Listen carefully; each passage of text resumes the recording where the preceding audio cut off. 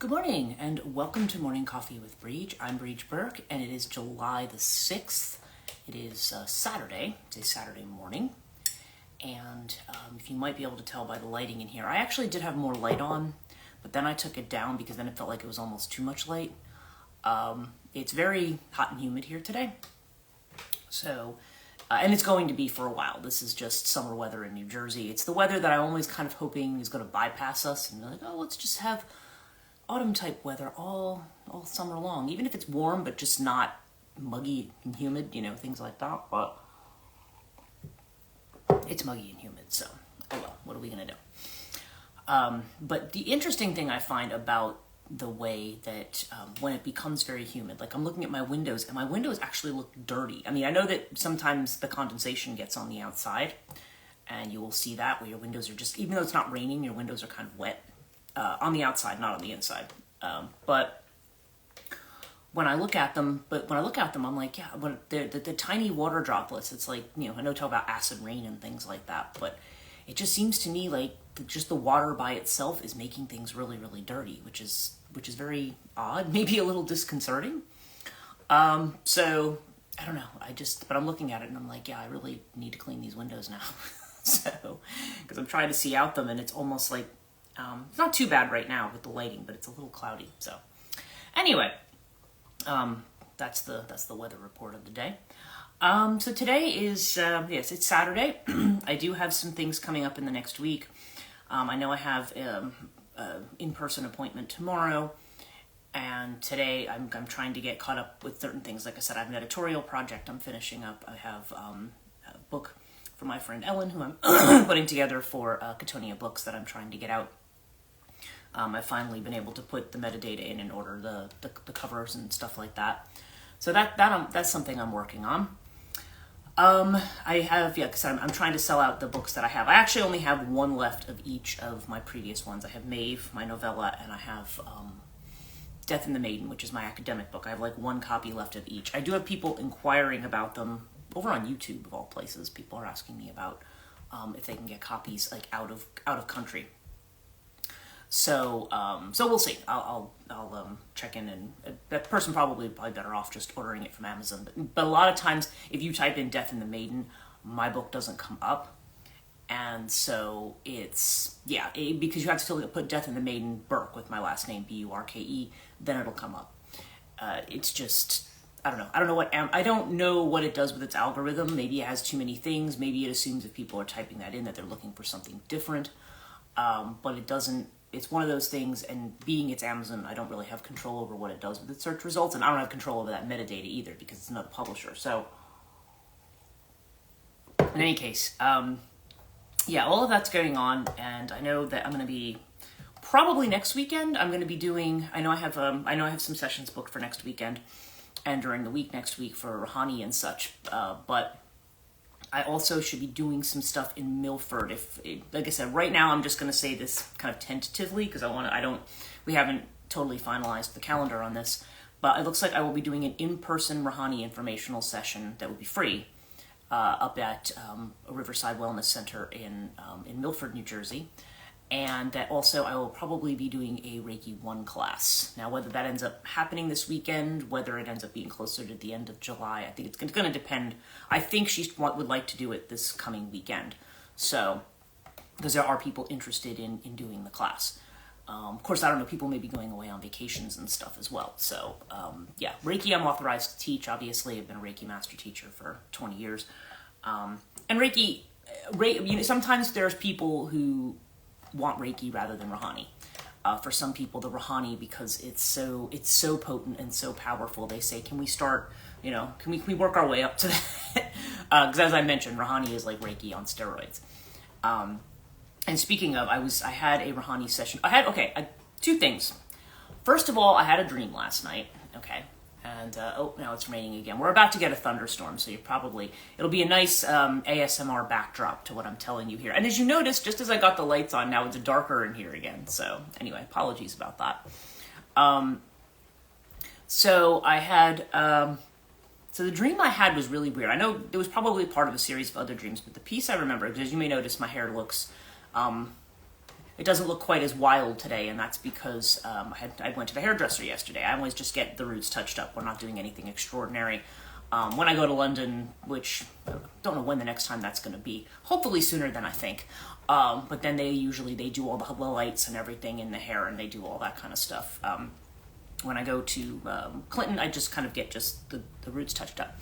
So I had that done yesterday, and then, but then I had a dream last night that my same hairdresser here in Clinton was doing my hair, and as she was like brushing my hair and doing stuff, the color was like coming out all over her, like it was in, like the actual, like you could actually see the color on the hairbrush, and you could see it on her hands. And she goes, and I remember, and she says to me, she said, she says, look at this. She says, your color's completely come out. She's like, you didn't even need to come in. This was like a waste of time for you.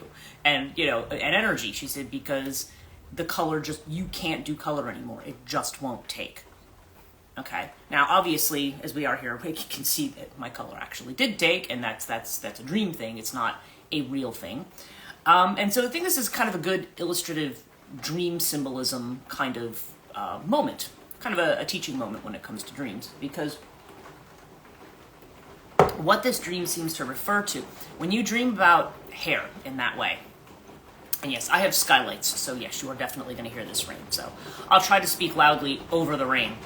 I have, when you dream about hair color, okay, if you say, okay, I'm a blonde and now I want to go darker in your dream, or if you were someone like a redhead like me and then you went to black hair, or if you were somebody with darker hair and then went blonde, a lot of times those colors tend to have something to do with personality. Now it's really funny because I decided to do a quick lookup. I went on, excuse me, I was looking at, I just, you know how you just do a Google search and you'll just say, because to me, I knew about hair color. I'm like, well, what does it mean when the hair color won't take? So just to see, because I'm always trying to amplify, talk about amplification. Is there any other symbolism to that I'm not aware of? And you know how now Google has generative AI. So it's like, well, there's no dreams about that, but if you dream of these hair colors, and the answers were hilarious. Like the first, like for red hair, it means that you're like possessed by something demonic, or there's like evil influence. And I'm like, excuse me? Or if you dream of having violet hair, that means you're a goddess. It was like something really weird like that. I'm like, where did AI pick this up? It's because it's so bizarre. I guess that's why they have people who correct AI, but it's just, I don't know. There's quite a lot lately that seems to be happening that just kind of tells me that people who are like worried that algorithms and AI are going to take over the world, or somehow we're going to be smarter than humans. I have my doubts. Well, people say, well, yes, but not yet. And I'm like, well, maybe, but actually, I think probably the thing that you have to worry about more is that people are going to think AI is smarter than humans and let it do stuff when it's clearly not that smart. So anyway, we won't get into a side discussion of AI. And yeah, I'm going to try to sit back here where there's more light because it is getting dark in here all of a sudden. I should know better with the lighting conditions. So anyway, so with the whole thing with this hair color, when a hair color won't take, the colors themselves are actually what is significant here. And in my case, the color was actually gray underneath. Now, obviously, given the age I'm at, it's very my hair is very. It's white at this point. It's silver and it's white underneath. Like if I pull my hair up after when the roots are not done, when they're getting about this long, they're like gray and they're like silver white. Like they're kind of how it's rarely like a pure white or it's kind of that kind of coloring. So I have that and underneath, and that was the color. It was almost like, okay, now you're going to have to go gray, or you're going to have to go to that silver white hair that you have. You can't have red anymore. It's dark enough in here that I'm actually going to get up and put a light on. Excuse me.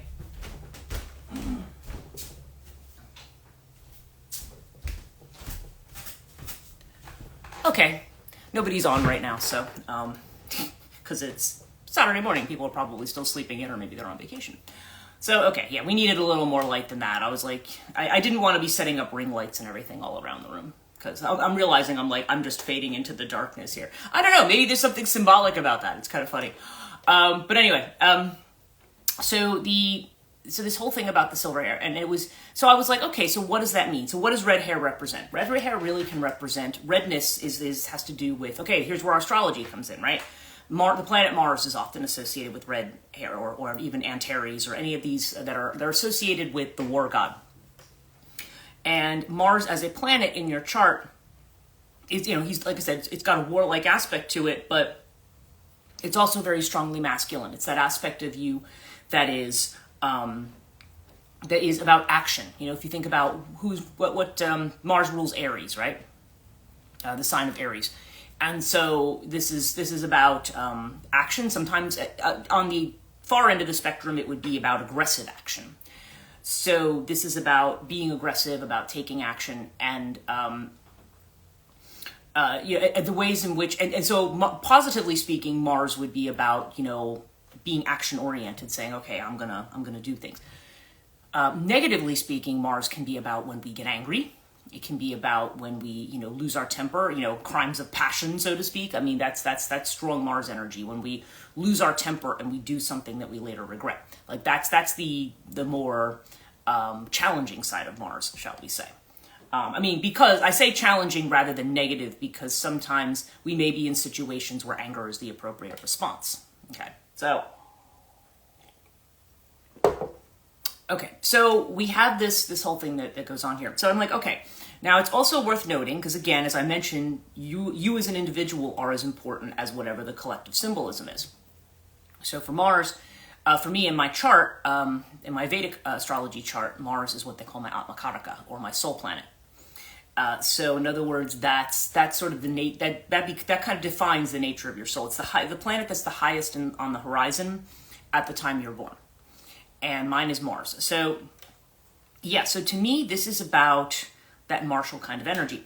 And what I end up thinking about is I end up going back to the Odyssey, okay, in my mind. This is what's jumping into my mind. Talk about this is how we associate, right? So, and when you think about all of the warriors of the Trojan War, all of them go out, and that's literally their whole thing. They're going to go out and fight to the death. They're going to go out and fight even if they know that they're probably doomed, because that's the thing to do, right? That's how you get the Kleos. That's how you get glory. And that's how you're remembered, is that way. But now if we look at the Odyssey, this is Odysseus, who's this hardened warrior who's doing his usual thing coming home. He's stopping, he's looting in different places, But then he goes through all of these experiences that end up transforming him. And at the end, well, not really at the very end, but certainly most of the plot of the Odyssey is when he's belched out onto the island of Sherry, where the Princess Nausicaa finds him. He's basically this old warrior who's like naked on the beach, and he's found by a 12-year-old girl. Interestingly, a 12-year-old princess out doing her laundry, which, you think, do princesses do laundry? Apparently so. So, and she finds him on the shore, and she basically, I forget, she basically throws something on him to wear, but she makes him kind of walk behind so people don't get the wrong impression, or it wouldn't be proper for her to be that way. But then she takes him to her parents, and then he's brought into the hall, and he's, again, hospitality. When they start singing the songs of the Trojan warriors, he starts to weep, because then he doesn't tell them he's Odysseus initially, because that's the way he is. But then when he admits it, and he tells the whole story of his journey up to that point, and then they help him actually get back to Ithaca, and then again, he's in disguise until he basically fights all the warriors who are trying to take over his land and his property to the death, and then of course he reunites with his wife. But what was interesting about the Odyssey is that and I know I've mentioned this to somebody recently, and it's actually in Maeve, the novella. Part 3 of the book is about this. When he goes to part of Odysseus' journey is he goes to the underworld, and he meets with Tiresias, who's dead. He's a blind prophet, but he's dead. But he does with the witch Circe, or Circe, a lot of people call her. She does the necromantic ritual, and Tiresias comes to tell him how he can get home. And at the end of the discussion of how he's going to get home and what the prophecy is, he says, and when you get home, you will plant your ore. Okay? You will plant your ore.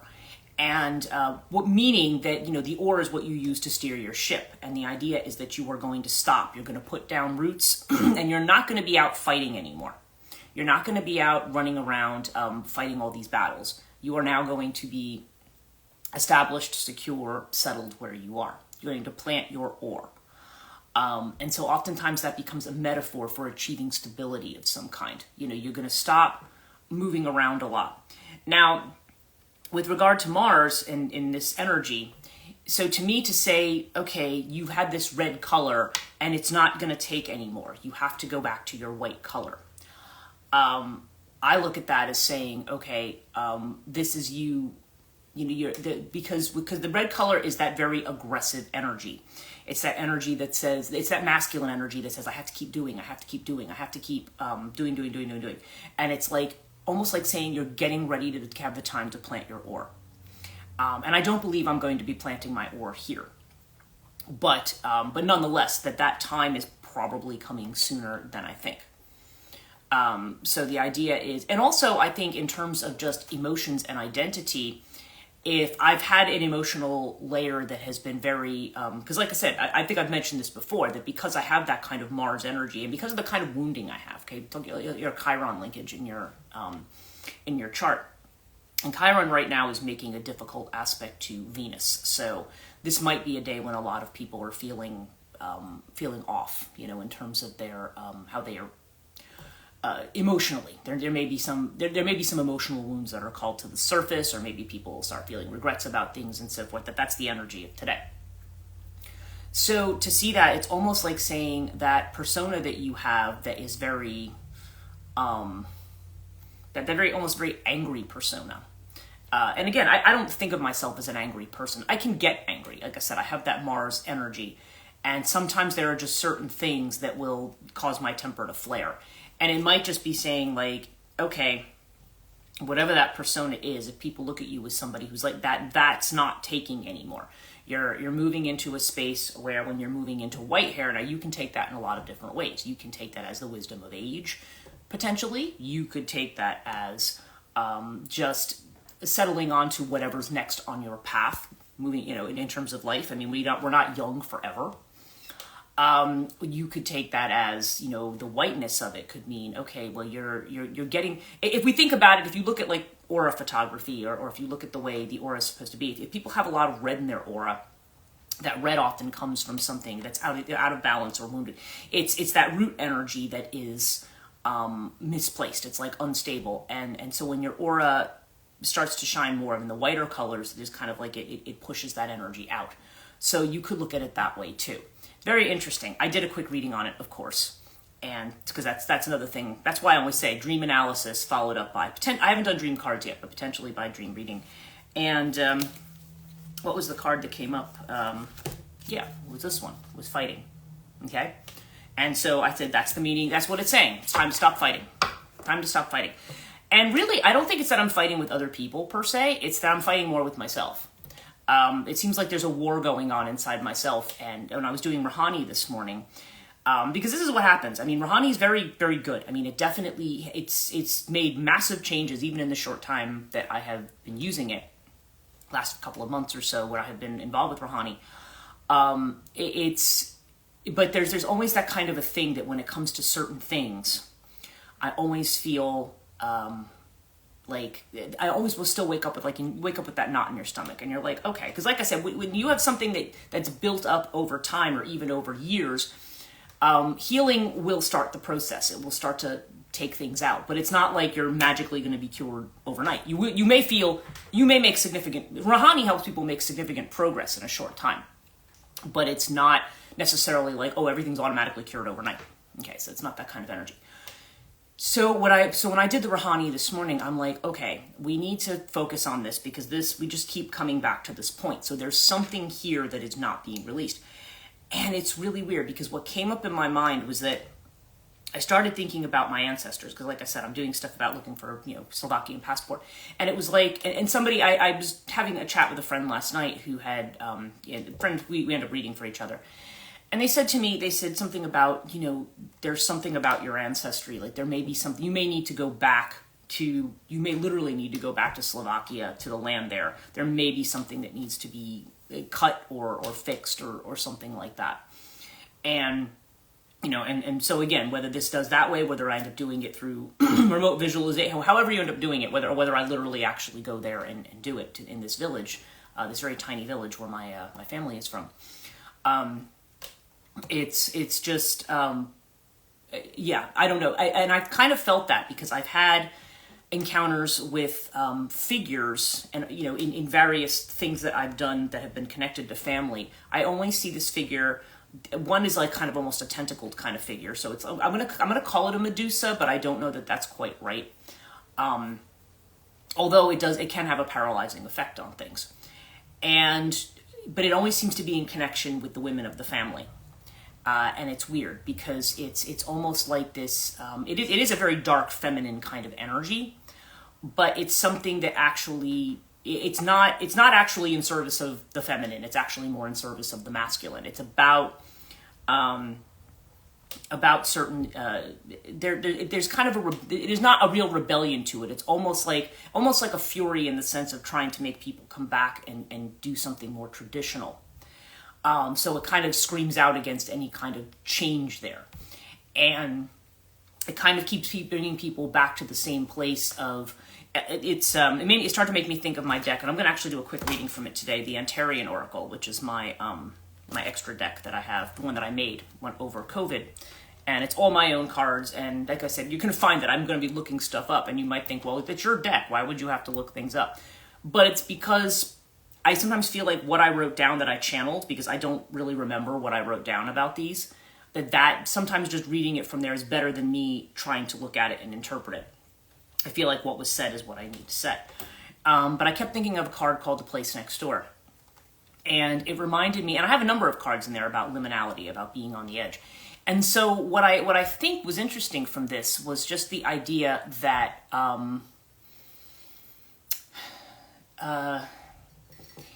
there's the idea that you are in a new place. Okay.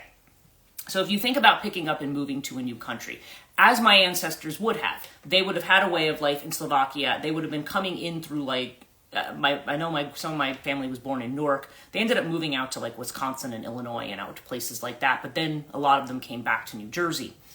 Certainly that's where my mother was born, and that's where her mother was actually born here too. I think her mother was born in Newark. So you have all of this, this kind of, when you think about kind of, you're living in this little village where you were farming village in the roots, the foothills of the Carpathians, and then you come here, it's so vastly different. And there was a lot of trauma around the shift for the family. And so I said, that's probably the root trauma right there. First of all, whatever happened in the old country, which is never talked about, but whatever also happened here. Because when you're moving into a new life, if you decide to pick up and move and do something completely different from what you did before, on the one hand, that's exciting. That's an adventure. It's like, wow, now I'm doing this new thing. This is great.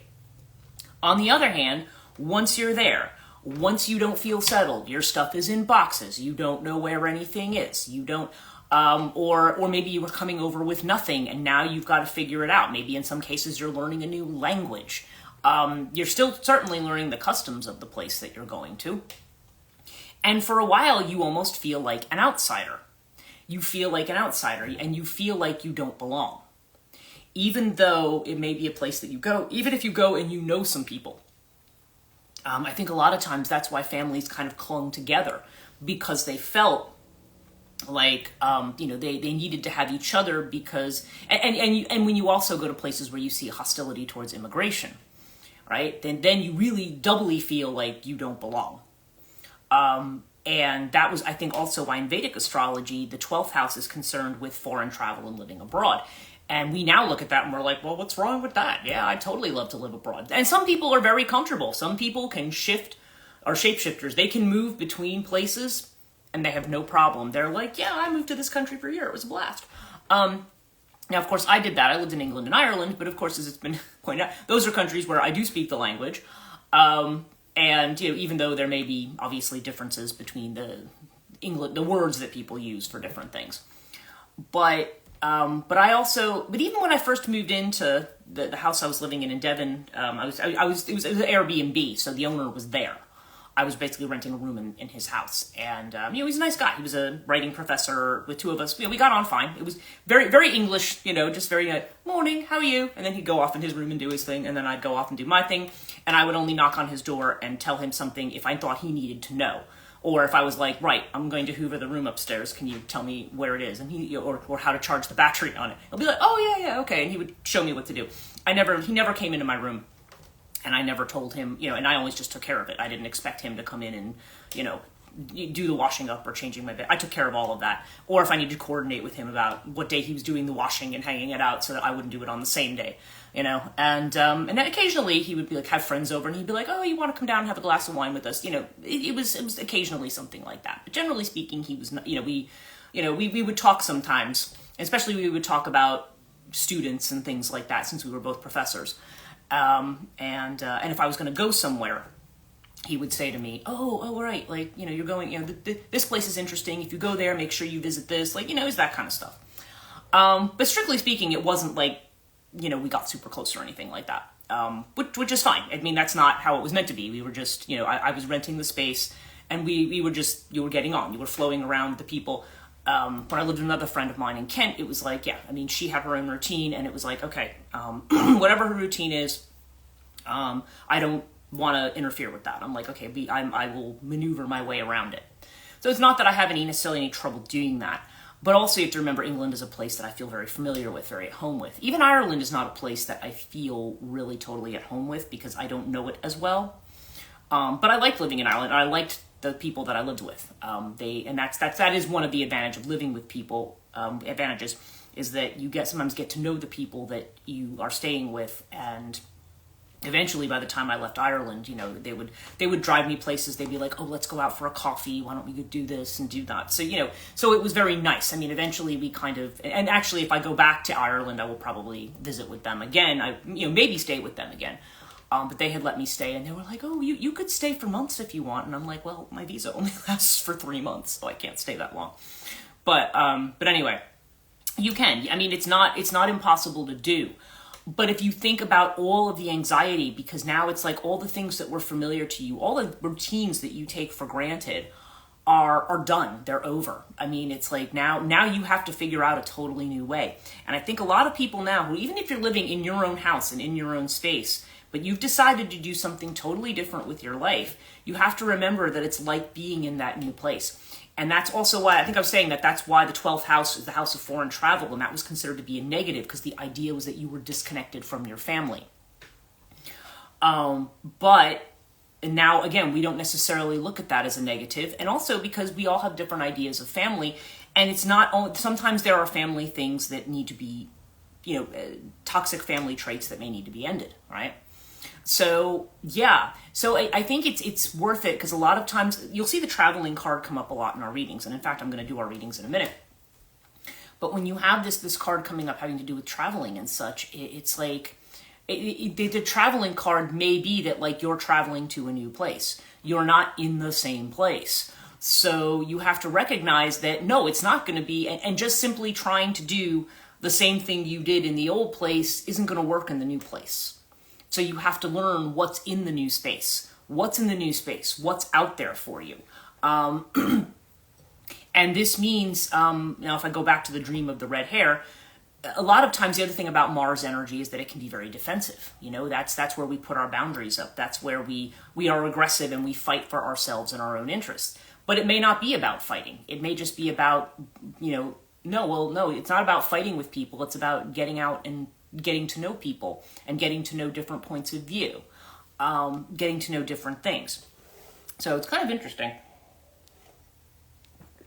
And I feel like all that tied together. But after the Rouhani today, I said, yeah, you're like, because a lot of times what I'll do when there's certain, you know, adulting things that I have to pay attention to. I love being in a creative space, but then when I have to focus on, okay, what's going to get paid with here? What taxes do I owe? What this? What that? You know, when you start getting into that kind of stuff, that's the stuff maybe some people enjoy it. I don't particularly enjoy it. But that's when all of that kind of angst can start to come up, because it's going to be like, oh, you're doing this a new way. Like, how are you going to figure this out? How are you going to cope? And so we start thinking like we have to go back and do it the old way, I know I talk almost endlessly about that, but remember, we do talk here on this channel about transitions. So the question then becomes like, what do these transitions mean to us? I mean, what are we, how do we negotiate? The key is not, how do I get back to the way it was? The key is, how do I move forward? Okay. So let's see what we have here. Wow. Okay. So these are the cards that we have, and I'm actually I have my little, I usually read these on my phone, but I do have them here. So I'm going to show you each of these cards. Also, if people are interested in this deck or find this deck interesting, I've often talked about producing it, and I've gotten a lot of different companies from people who have suggested things to me, but it does cost something to do it. So I would probably, if I was going to put this deck out, I would do a Kickstarter. But I do want to know that people are legitimately interested in it. I tried it once before, and it didn't really, some people were interested, but it didn't really go anywhere. So if this is something people are interested in, and I used to try to do free readings with this online. Like, I used to have like a thing like, okay, I'm going to do a live stream, ask me a question. The problem is you get all kinds of these spammers who come in, and they're just like, they start DMing all the people on there going, oh, I'll give you a reading. I'll give you a reading. And it doesn't matter who's doing the live stream. They always do that. So I've stopped doing those for that reason. I don't want people to be spammed with these people who try to come in and they start messaging everybody who's participated. And some of these people are just participating because they're my friends, not because they necessarily want a whole lot, So, so I try not to do that. But if there is an interest in that, I'll probably talk a little bit more about that. All right, so this is called the Antarian Oracle, and our first card is called the Rune of Antares, okay? And these are all painted by me. I'm not, I'm not, I wouldn't, let's just put it this way, I wouldn't promote myself as an artist, but these are what they are, and I think they're fine. They make the images, they serve the purposes. Some people say they're really great, but this is the first one. Rune of Antares. This is a blending of opposites, fire and water together. This rune allows us to transform rigid thinking and learn how to flow with our own body rhythms, and also just with the rhythm of life. It also brings a burst of energy to those drained emotionally or physically, okay? So it's interesting, because when I did the Rahani this morning, it was like I had this explosion through that part of my body. Like, I was using the violet flame. I was like, all right, we just need to like incinerate this, whatever this is, because I just don't want it to be constantly coming up as this kind of niggling thing. I just want to be able to transmute it into what I need to move forward. So that might be why that came up for that. But also, I think for a lot of people, and that's the other aspect of it, is that we get physically drained. We're tired. We're like, oh my God, this is overwhelming. I just want to go take a nap and not deal with this, right? So this is kind of that, getting that energy and blending those opposites, incorporating the new with the old, deciding, how to make disparate elements fit together, right? It's like temperance. And the point of interest, I have a lot of cards that have little castles on hills on this one, but this one is called Graveyard, okay? So that's this particular card. And what Graveyard says is, let me find it. Okay, there we go. Take some time to appreciate the beauty of death and loss. If things did not move and change, everything would stagnate and go stale. We have a hard time letting go of the past, but sometimes we don't need to do that. Put your past experiences and losses in correct perspective and move forward with gratitude. The blue planet in this card is like Uranus or Neptune, representing the unexpected. So again, this is about blending. It's not that we have to totally reject the past and everything about it to move forward, but we have to feel where our past experiences fit in, good and bad, right? The factor is the landing card. Okay, now this is cute. This is almost like, this was a weird vision in my head of like kind of a chain of school children holding hands but kind of floating. It was just weird. And landing, that's a card of escapism, really. That's the factor. And it's also a card of dreaming big. I'll tell you specifically what it says. A group of school children float in the air, hanging onto each other, holding the hand of the girl standing on the ground.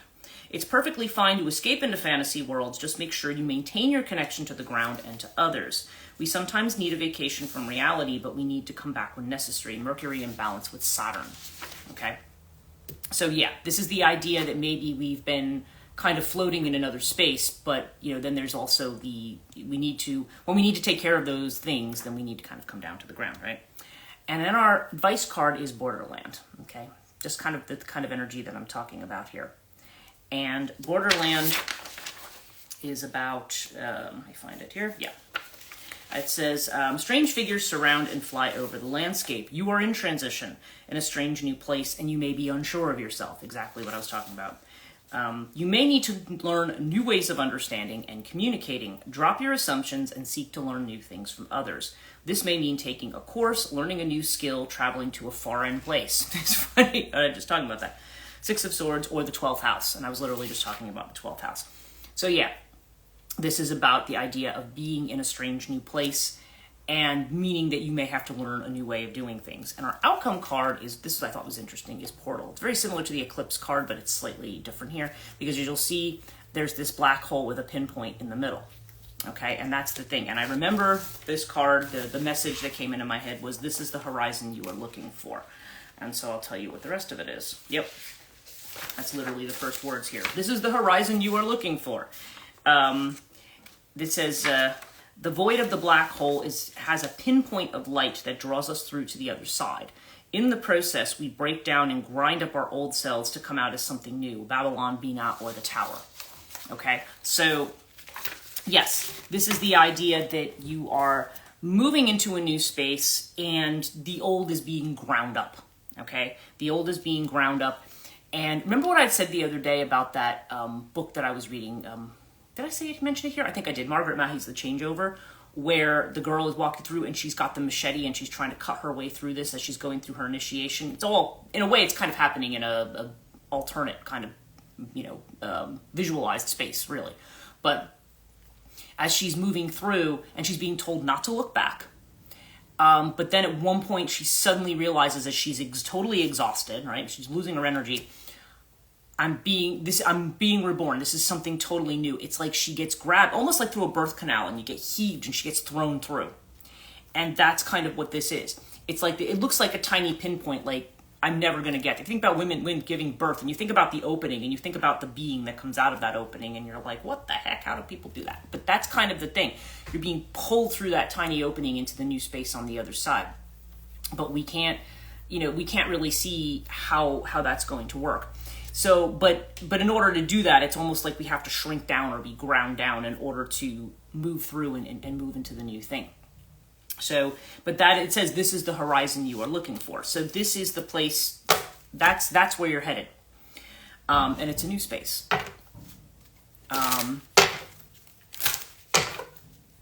Let's see. Let's see how we coordinate with this other one, and then that will be the end for today.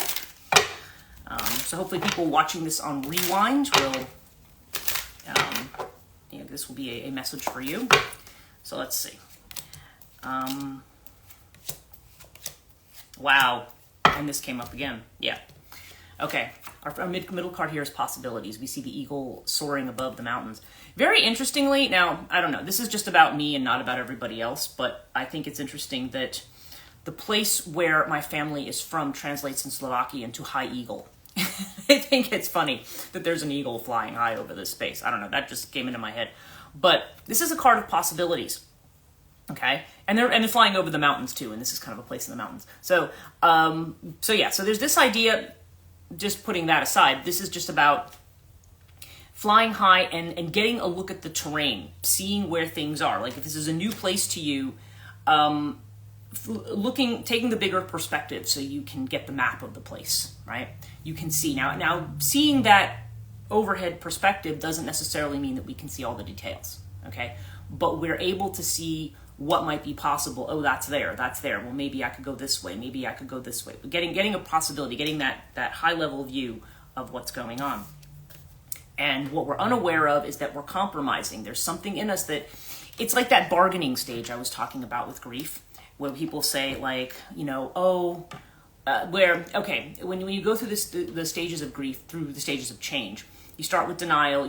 It's like part of you doesn't believe that the change has happened. Then you become angry. Interesting, from anger to the other, right? We become angry and we say, well, this isn't fair, or you're mad at that person. If it's about a person's death, we get mad at the person for dying or whatever, right? Bargaining is the stage where we say, well, if only I could have that person back for a day or something. We start to look back on the past, and we start to recognize, we stop being angry, and we start sort of bargaining, like, well, maybe I could live with this if it was this way. Maybe if I just get this, maybe if I could just have that, it would be okay. As a bargaining, there's a way in which we're trying to kind of barter with the universe, but it's a compromise. It's a way in which we're not really wanting to move forward. It's a way in which we want to try to move into the new, but not really let go of the old, okay? And the outcome of which we're aware, we've got this completion card, okay? Something has come to an end. We are aware that something is ending. But remember that completion is, we are aware that something in our life is finished, but it's something that we can look back on with pride. When you have the completion card, it's not, it's basically that idea of, you have successfully completed this whatever, and now you're going to move into something totally new. It's not like, oh, you really screwed that up, well, you better go someplace else. It's not that kind of energy. It's the idea of, there was something you did very, very well, and now it's time to move on to the next thing. And in fact, I had the portal card, Thunderbolt. This is also the Tower card, right? This is saying, it's like that earthquake that is produced, that shakes us up and says, okay, it's that almost Uranus influence that comes in and says, okay, we need to get rid of the old. We need to, that Bina, that Babylon, and that's that second Sephiroth in Kabbalah, which, for people who are engaged in more esoteric practices, that's when one crosses the abyss. And when you cross the abyss in that system, when you move from from the mountaintop, interestingly, from Tiferet, which is the mountaintop. If you look at the tree of life in Kabbalah, there's that point at the center, and then there's that kind of empty space just above it. That's the abyss. That's the abyss. And then below it is Tiferet. And so it's almost like you've got this balancing of like emotions and intellect and intuition, and then you've got Malkut kingdom, which is the earth, and then you rise up to this mountain point. Like, they'll often talk about it as being Moses on Mount Sinai, right? Being able to look down and see everything. Okay? And weirdly, it does seem a bit like that story, because what happens? He goes away for so long that the people are tired of waiting for him. They think he's gone, so they build themselves the golden calf, right? That's almost like the compromise. But whatever the old way was, it was over.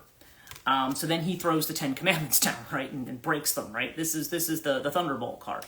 It's the idea that you need to wake up to the fact that you're not doing something the old way, you're doing something the new way. Interesting. I don't know. That kind of analogy came into my head, but I not necessarily that I'm saying there's something biblical about this, but there's just that analogy kind of comes into my head that, yeah, we can see the possibilities, if you're looking at it from an esoteric standpoint, to move beyond Tiferet and to move, you're basically moving towards dissolution. So you're moving into a space. The Sephiroth of Bina they associate with Babylon. When Crowley talks about Babylon as being drunk on the blood of the saints, okay, which is something we see in Revelation, and people think that she's some kind of an evil harlot, but it's like, no, actually she's like almost like a Kali figure. She's the one that grinds you up, creates the destruction so that the new thing can be born. And I think about the way in which the violet flame like comes in, and it just burns everything up, but it transmutes it into something new, into something golden. So it's not so much about you dying, it's just some aspect of you that is no longer proper to where you're going. It's a burden you don't carry anymore. If you keep dragging along with you every past thing that you were, you're going to be, it's kind of like trying to get on a plane with all your stuff, and then they're like, you know what, you're over. You're over. You have to pay the penalty for being over, right? You can't take it all with you. You've got to like transmute and burn up some of this stuff. And our outcome is the creator, okay? So, oh, hello, good morning. Literally, I'm just about to finish up, but I was just quickly going through my reading here. But it's, but this is, so the ultimate outcome that we have here is the creator. And this is just about moving into a space where we're creating something new. The kind of theme that we've been talking about today is the way in which our ancestral past, when a lot of times when we're moving into a new space, just like if you were going to pick up and move to a new country, you can't do things the way you did them before. And that's kind of the thing. There's this thunderbolt, there's this tower energy. You can't do it. You know that something has ended. You may be trying to compromise and maybe trying to go back and try to do it the way you did it before. I mean, you can see what the possibilities are, but you want to try to kind of have, it's like kind of sense of trying to have your cake and eat it too. I want to keep the old thing because I feel safe with it. But really when you're moving into the new space, you can't do that. You have to, you eventually have to let things go. And I think the analogy of moving to a foreign country is apt because anytime, like I said, I've been working towards that. And I said, I know I'm looking at all the stuff I have and I'm like, okay, what am I going to take with me? Or it's like those things you would see, those lists. Like if you were going to be on a desert island and you could only have 10 things, it's that kind of a thing. What are you actually going to keep and what are you going to get rid of? And what are you going to transmute so that you can recycle or repurpose it for something that's proper to the new person that you're becoming? And so, yeah, that's where this is actually a Mars energy. I was talking about how I had this weird dream about red hair moving to gray hair, and it was, or not being able to dye my hair red anymore. That was what I was talking about at the beginning.